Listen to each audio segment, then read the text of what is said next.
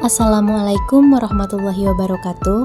Perkenalkan, saya Marsha Arirda, mahasiswa RPL Farmasi Universitas Muhammad Natsir Bukit Tinggi, angkatan 2024-2025. Pada kesempatan kali ini, saya akan membuat video untuk memenuhi tugas mata kuliah Keyarsian dan Pemikiran Muhammad Natsir dengan dosen pengampu Bapak Afridian Wiranadi Ahmad SE MSc, dan dengan judul video Muhammad Natsir, Sejarah Hidup dan Pemikiran Beliau dalam Kehidupan Bernegara di Indonesia.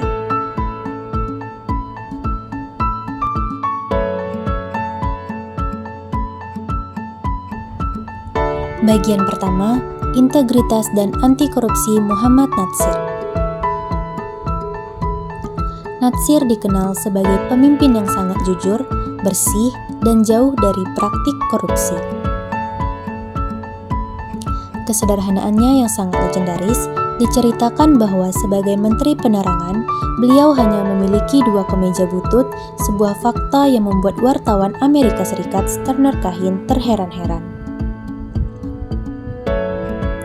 Beliau tidak pernah memanfaatkan jabatan atau kekuasaan untuk kepentingan pribadi maupun keluarga, menjadi contoh nyata integritas seorang negarawan.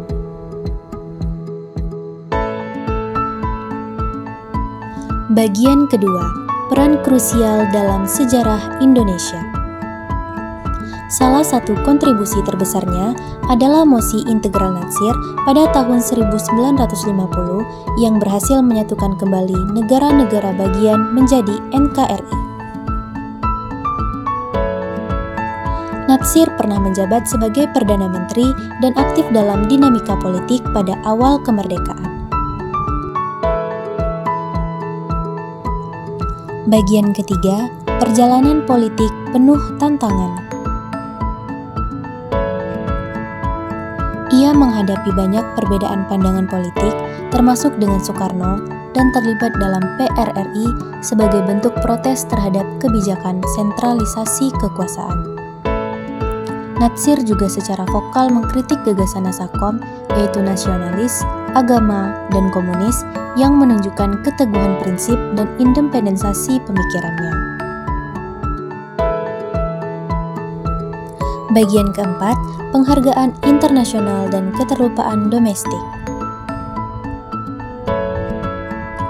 Meskipun sering terpinggirkan dan bahkan dipenjara di dalam negeri, Natsir sangat dihormati di kancah internasional.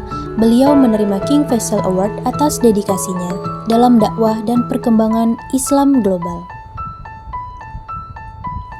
Mantan Perdana Menteri Jepang, Takeo Fukuda, memberikan penghormatan luar biasa, bahkan menyebut wafatnya Natsir lebih dahsyat dari berita bom atom Hiroshima.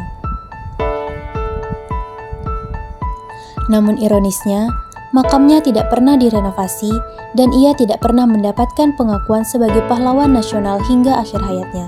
Hal ini menunjukkan kurangnya apresiasi negara terhadap jasa-jasanya. Bagian kelima, wawasan dan relevansi masa kini.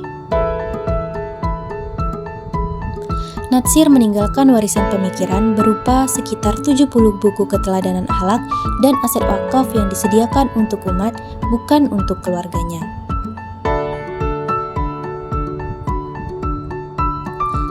Bagian keenam, latar belakang dan pendidikan Muhammad Natsir. Lahir dan dibesarkan di Solok, Sumatera Barat, Natsir menempuh pendidikan dasar di HIS dan Mulo di Padang, lalu melanjutkan ke AMS di Bandung. Meskipun hanya lulusan SMA AMS, kualitas pemikirannya diakui secara mendunia. Natsir menolak beasiswa untuk kuliah di Belanda dan Jakarta karena tekadnya untuk mendedikasikan hidupnya pada pendidikan dan dakwah Islam. Beliau menguasai beberapa bahasa, termasuk bahasa Belanda, bahasa Inggris, dan juga bahasa Latin. Bagian ketujuh, karakter dan keteladanan. Dikenal sebagai sosok yang jujur, sederhana, santun, dan bersahabat bahkan dengan lawan politiknya. Kesederhanaannya yang luar biasa, seperti kesaksian wartawan Amerika Serikat Turner Cahin yang takjub melihat Natsir sebagai Menteri Penerangan hanya memiliki 2 kemeja butut. Natsir adalah seorang anak teladan, siswa teladan, guru teladan, dan negarawan teladan. Ia sangat berbakti kepada orang tuanya dan memiliki semangat belajar yang tinggi sejak kecil.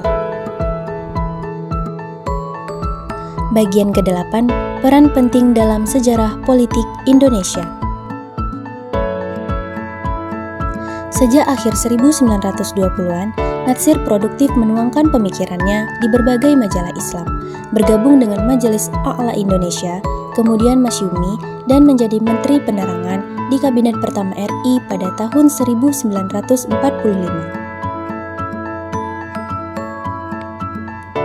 Kemudian beliau diangkat menjadi Perdana Menteri kelima pada tanggal 5 September tahun 1950.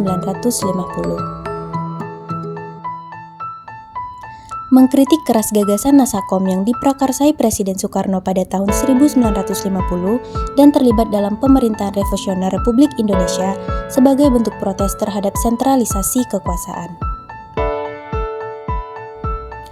Beliau juga merupakan salah satu pendiri Sekolah Tinggi Islam pada tanggal 8 Juli tahun 1945. Bagian ke-9, pengakuan internasional.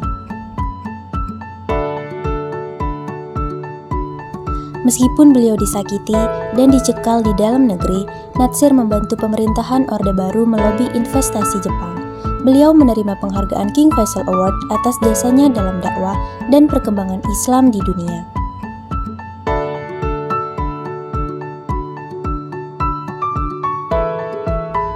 Mantan Perdana Menteri Jepang Takeo Fukuda mengatakan bahwa sangat penting untuk menghormati Natsir.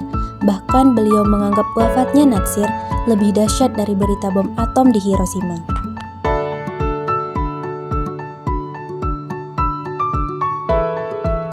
Bagian 10, peran penting dalam pemerintah dan politik.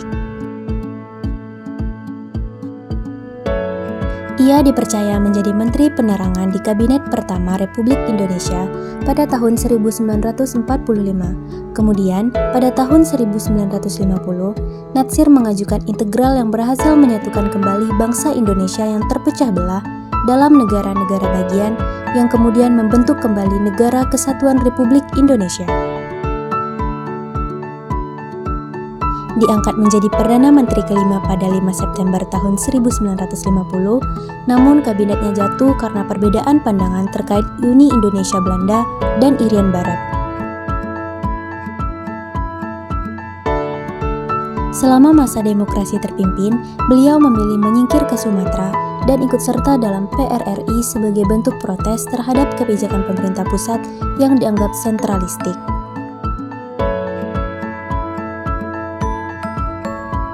Bagian ke-11, fokus pada pemikiran pendidikan Islam Natsir.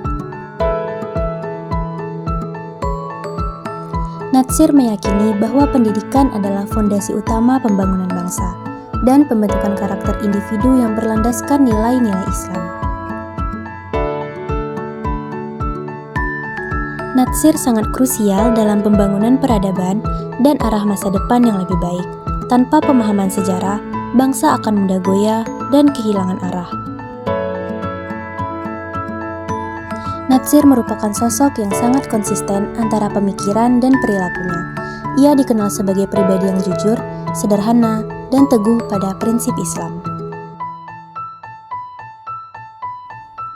Natsir merupakan salah satu tokoh kunci dalam awal kemerdekaan Indonesia. Meskipun memiliki jasa yang besar untuk bangsa, Natsir mengalami penolakan dan keterlupaan di dalam negeri, bahkan pernah dipenjara dan tidak mendapatkan penghargaan sebagai pahlawan nasional hingga akhir hayatnya.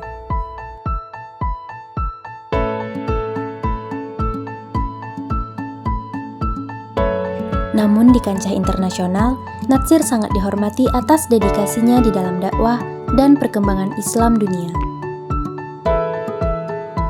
Pemikiran Natsir tentang pendidikan Islam dan karakter bangsa sangat relevan untuk mengatasi krisis moral dan kepemimpinan yang terjadi saat ini. Natsir adalah contoh nyata bagaimana seorang pemimpin seharusnya tidak hanya cerdas, tetapi juga memiliki integritas dan kepedulian yang tinggi terhadap umat dan bangsa. Bagian ke-12, poin-poin penting. Pertama, fokus pada pemikiran politik Islam Natsir. Natsir memandang politik sebagai sarana untuk mencapai kebaikan dan keadilan bagi umat dan bangsa.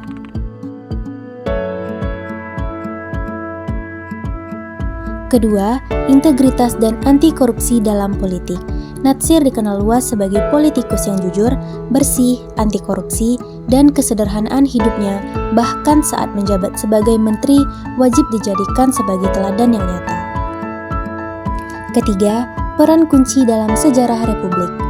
Natsir berhasil menyatukan kembali Indonesia dari negara-negara bagian menjadi NKRI selepas terjadinya mosi integral pada tahun 1950. 4. Tantangan politik dan keteguhan prinsip. Meskipun Natsir banyak menghadapi tantangan, salah satunya berbeda pandangan dengan Soekarno, namun ia tetap teguh dengan keyakinan dan prinsipnya.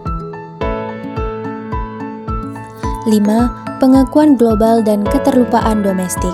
Meski sering dianggap remeh bahkan dipenjara di negeri sendiri, Natsir sangat dihormati di dunia internasional. Bahkan ia menerima penghargaan King Faisal Award sebagai penghargaan prestasi atas jasanya dalam dakwah Islam. Keenam, kesederhanaan Natsir. Natsir merupakan sosok yang sangat sederhana. Ia dikenal tidak memiliki aset pribadi yang signifikan dan hidupnya sangat bersahaja, bahkan saat menjabat sebagai Perdana Menteri. 7. Peran penting dalam sejarah Indonesia. Natsir berhasil menyatukan kembali NKRI dalam kejadian mosi integral pada tahun 1950. Ia juga diangkat sebagai Perdana Menteri kelima Indonesia pada 5 September 1950. 8. Penghargaan internasional. Selain mendapatkan penghargaan King Faisal Award, beliau juga mendapatkan rasa hormat oleh mantan Perdana Menteri Jepang, yaitu Takeo Fukuda. Takeo menyebutkan wafatnya seorang Natsir lebih dahsyat dari berita bom atom di Hiroshima.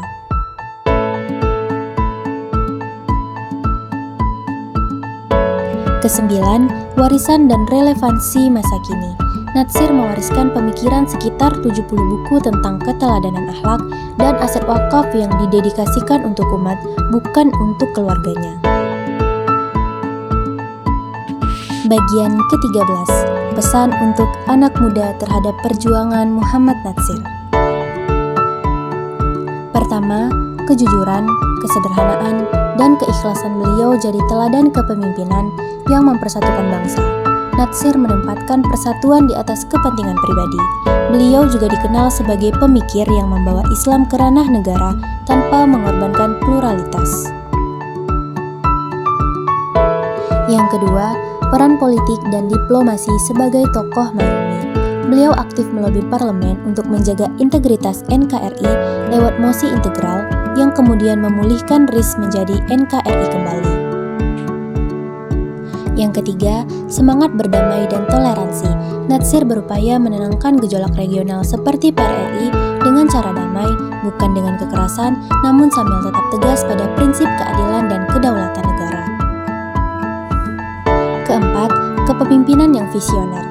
Beliau mendirikan partai dan gerakan yang membidangi demokrasi serta politik keislaman yang sejalan dengan negara hukum. Masyarakat diajak bekerja sama untuk kemajuan nasional tanpa mengedepankan fanatisme. Kelima, pengorbanan dan integritas pribadi. Meski menghadapi penjara dan tekanan rezim, Natsir tetap konsisten pada nilai-nilai kejujuran, keteladanan, dan pelayanan publik.